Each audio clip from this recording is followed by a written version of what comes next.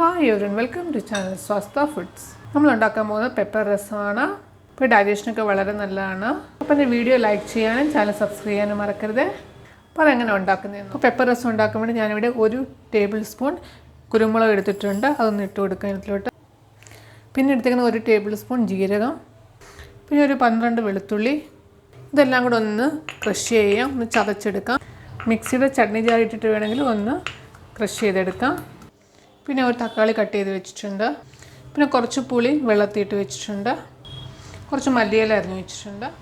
ഒരു കടായി ഗ്യാസ് വെക്കുക. കടായി ചൂടായി കഴിയുമ്പോൾ അതിനകത്തിലോട്ട് 1 ടേബിൾ സ്പൂൺ എണ്ണ ഒഴിച്ചു കൊടുക്കുക. എണ്ണ ചൂടായി കഴിയുമ്പോൾ ഇതിലോട്ട് 1/2 ടീസ്പൂൺ കടുക് ഇട്ട് കൊടുക്കുക. കടുക് പൊട്ടി കഴിയുമ്പോൾ ഇതിലോട്ട് 2 വറ്റൽമുളക് ഇട്ട് കൊടുക്കാം. ഒന്ന് ചൂടാക്കുക. ഇനി ഇതിലോട്ട് അരിഞ്ഞ് വെച്ചേക്കുന്ന ടൊമാറ്റോ ഇട്ട് കൊടുക്കാം. ഒരു 1.5 ടീസ്പൂൺ ഉപ്പിട്ട് കൊടുക്കുക. നല്ലോണം ഒന്ന് വഴറ്റുക. ഇപ്പോൾ ടൊമാറ്റോ നല്ലോണം വഴണ്ടിട്ടുണ്ട്. ഇനി ഇതിലോട്ട് 1/4 ടീസ്പൂൺ മഞ്ഞൾപ്പൊടി ഇട്ട് കൊടുക്കുക. ഇനി ഇതിലോട്ട് നമ്മൾ നേരത്തെ ചതച്ച് വെച്ചിരുന്ന വെളുത്തുള്ളിയും കുരുമുളകും ജീരകവും കൂടി ഇട്ട് കൊടുക്കാം.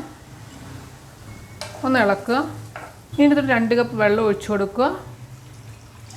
പുളി പിഴിഞ്ഞ വെള്ളം അതും കൂടി ഒഴിച്ചു കൊടുക്കാം. കുറച്ച് കറിവേപ്പില, കുറച്ച് മല്ലിയില, 1/4 ടീസ്പൂൺ കായം പൊടിച്ചിട്ട് കൊടുക്കുക. നല്ലോണം മിക്സ് ചെയ്യുക. ലോ ഫ്ലെയിമിൽ വെച്ചിട്ടൊന്ന് ബോയിൽ ചെയ്തെടുക്കാം. ഇനി ഇത് ഓപ്പൺ ചെയ്യാം.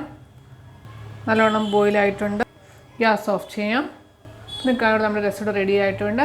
വളരെ ടേസ്റ്റി ആയിട്ടുള്ള ഡൈജഷനൊക്കെ വളരെ നല്ലതായിട്ടുള്ള ഒരു രസമാണിത്.